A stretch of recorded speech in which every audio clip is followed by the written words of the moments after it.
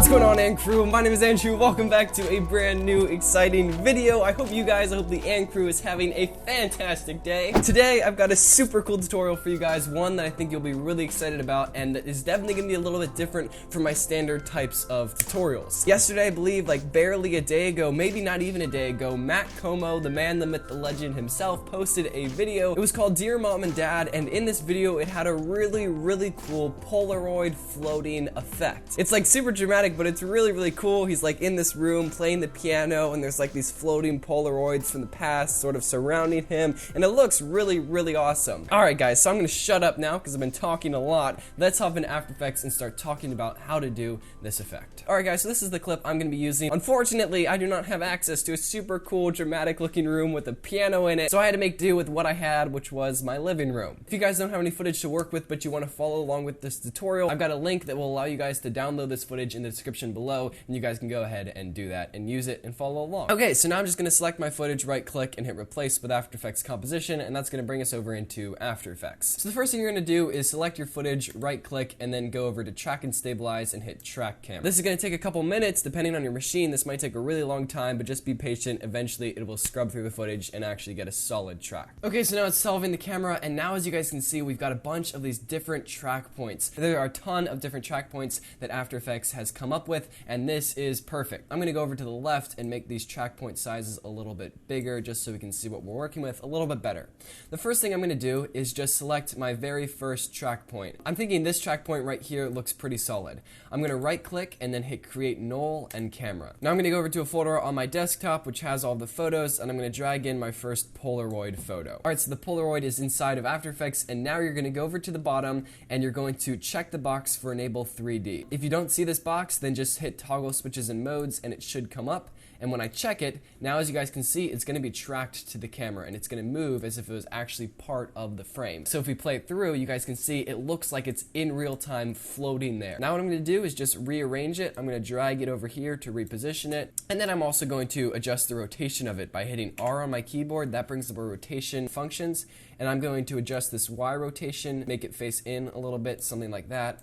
Maybe adjust the Z a little bit. After Effects has done an amazing job tracking it. It really is sticking right there in real time, and it looks really good. So now what I'm going to do is duplicate this layer by hitting Control D once. I'm going to duplicate it twice actually by hitting Control D again. If you're using a Mac, it'll be Command D. And then I'm just going to adjust them a little bit. I'll make it a little bit smaller. And then this next one I'm going to make really small. And I'm just going to drag it about right there. Obviously, if I wasn't just doing this for a tutorial, I would definitely use different photos. Now, for the sake of the tutorial and the speed, I'm just going to use one photo. I think I'm going to duplicate it one more time, drag it over, and I'm going to make this one really small, somewhere about right there. Now what I'm going to do is select this 3D track camera, the track null 1, and then the rest of these Polaroid images. I'm going to right click, hit pre-compose, and I'm going to call this depth layer 1. Technically, you don't have to do this, but I think it's really helpful for the purpose of organization to organize all the different photos by depth layer. So for instance, all of these photos are really close to the camera, at least that's how they look. Later on, when I'm placing photos farther back in the screen, there'll be different depth layers. That way, if I ever want to go back and change a photo, I have a better idea of where it will be stored because I know which depth layer it's in. So now I'm going to go back down to the bottom layer where we originally tracked, and I'm going to select a new track point. I'm thinking this track point right here. I'll hit create null and camera. I'll drag the photo back in, and then I'll enable 3D. And then I'm actually going to go down to this track null 1, hit P on my keyboard, copy the position track points, and then paste it on top of the Polaroid. And now as you guys can see, it's actually pasted the Polaroid right there. I'm going to adjust it. I'm going to adjust the position of it a bit. I'm going to duplicate this 5 times, 1, 2, 3, 4, 5. And now I'm just going to start repositioning all of them. Alright guys, so I just finished placing all the photos for our second depth layer, and the effect is really starting to take shape. So I'm going to do the same thing we did previously, select our camera layer, select our null layer, and select all of our new Polaroids, right click, hit pre-compose, and rename it depth layer 2. And now we're going to do our final depth layer, which is our third, and it's going to be the background. Alright, so it's looking really solid. I'm not seeing any of the track points actually shift, which is good. That means After Effects did a good job tracking the camera. One thing I have to adjust really quickly, and it's a super simple adjustment, is I just need to rearrange the order of the depth layers.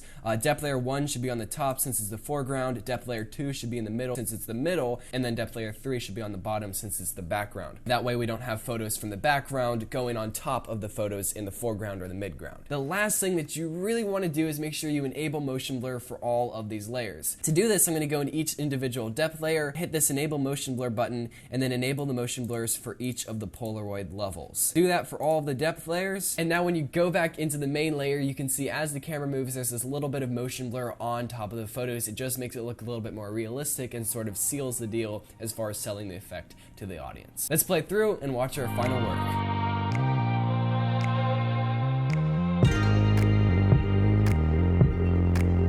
Boom! That's what I'm talking about, people. If you want to take more time with these effects, you can definitely make them look super cool, and I think that is about it. Thank you guys so much for watching this video. That is how you do the Komo floating Polaroid effect. If you guys enjoyed this video, I'd really appreciate it if you would hit that subscribe button and follow me on Instagram at AndrewJMES. Also, if this is the first time you guys have seen my videos, if you are new to the Crew is a place for creative entrepreneurs, editors, photographers, aspiring filmmakers, aspiring YouTubers, and just people like that. If you guys feel like there's nobody around you who thinks like you do, nobody around you who dreams like you do, then the Crew is the place for you. Thank you guys so much for watching this video. I really hope you enjoyed it, and I'll catch you guys on Friday. Peace.